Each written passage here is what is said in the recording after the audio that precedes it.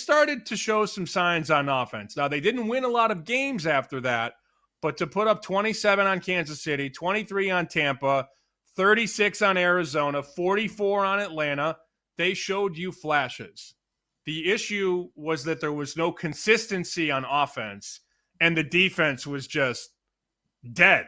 Their players were all dropping like flies. They were throwing practice squad players at linebacker in the middle of November. So it's tough to truly gauge what they were on defense.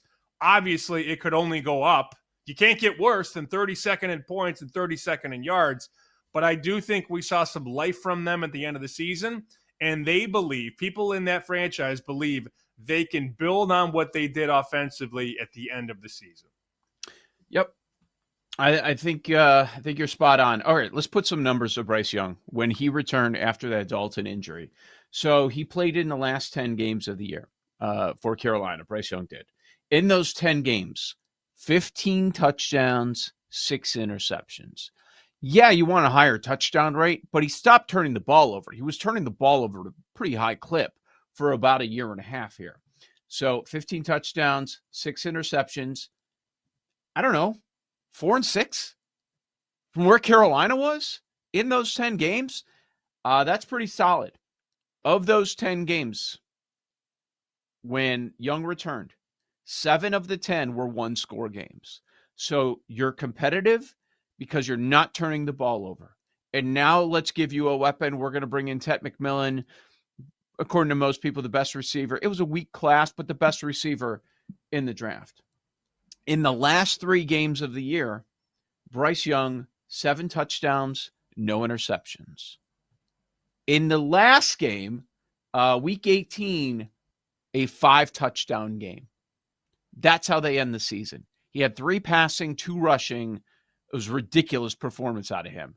So obviously, people leave the season like, okay, we got our guy. I don't know that that's unanimous because you don't forget about what was going on before that. But, I mean, that's a good half of football. This is not a sample size of just 2, 3, 4 games that we're talking about. We're talking about a 10-game stretch in this league. I don't care who you're playing. When you have a 10-game stretch where all of a sudden you look like the dude that you drafted, I think there's reason for optimism there. I'm not saying he's top 10 quarterback in the league. We're not going that far.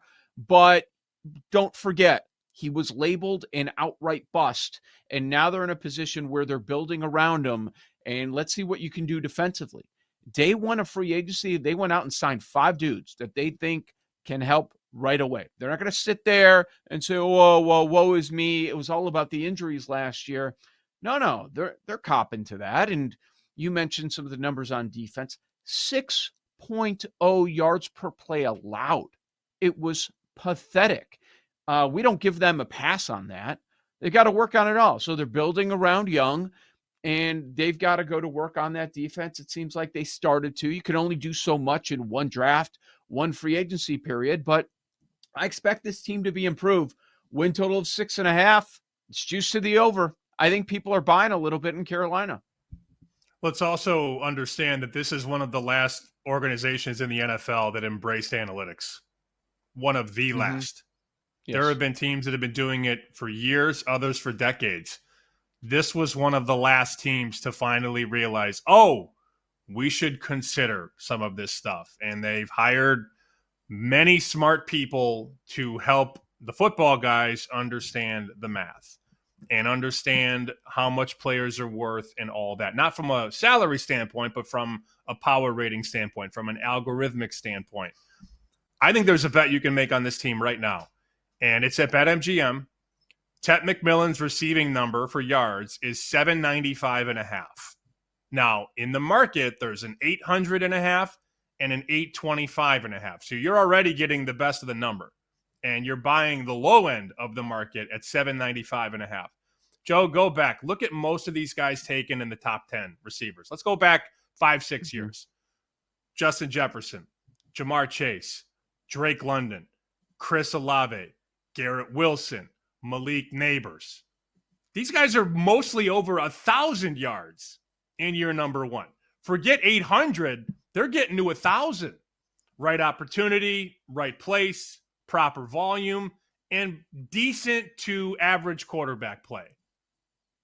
He has all of those things. And I last year bet Rome Odunze over 650.5. He didn't even play the whole schedule, and he got over that number pretty handily.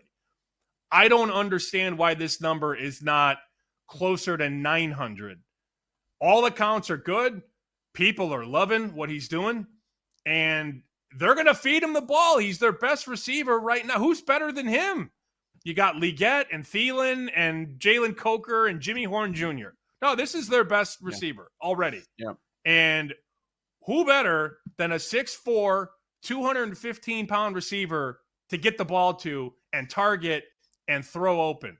That number's a joke at 795.5. I love the over. Yeah, Leggett had a stretch where he had 4 touchdowns in 6 games. Some of that was Dalton. Some of that was Bryce Young. But then I look, when Bryce Young was playing his best ball and Leggett is viewed as the top receiver, he did almost nothing. Nothing. Like there were some games, when Dalton's there, when he was getting a bunch of targets, but I was expecting a lot more. You understand why they take that eighth overall pick and let's go get Ted McMillan. Yeah, they're going to go to him right away. They're going to have to. I'm not saying Leggett can't develop into anything, but he's going to be a secondary option. And the same thing with Thielen. I think you're right on that. I think that's a good angle. That you would think for an offense that is viewed to have upside, an improving quarterback, that, okay, maybe they're going to take that next step and play better, more consistent ball for the entire season, that number for the number one receiver would be higher than 800 yards. You would think that would be the case, but no. Now look, when he was not turning the ball over, when Young was playing better, it's not like the yards were through the roof. But I will say in those last 3 games that I brought up, where 7 touchdowns, no interceptions, and then he had that 5 touchdown game, last game of the year. In those 3 games, his quarterback rating was over 100 in all of them. That's something he was not doing the rest of the year. So maybe there seems to be more there. So if there is, the number one receiver will have more than 800 yards. So I don't think that's the worst look. You prefer that over 4.5 touchdowns?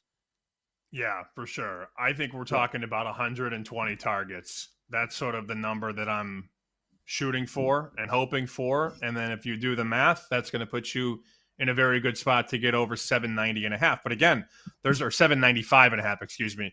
There's an 800 and an 825. And I assure you, those numbers are not going to go the other way. So this would be a bet that you could make now. If you go over right now at BetMGM, 795.5, there's a good chance somebody's going to have an 865.5 by week 1. And now you've created yourself a 70-yard middle if you even want it. I mean, you don't have to, but I think this stock is only going to go up. As for the team, win total 6.5 is what it is there. Win the South, they're about 4-1. That's your consensus price.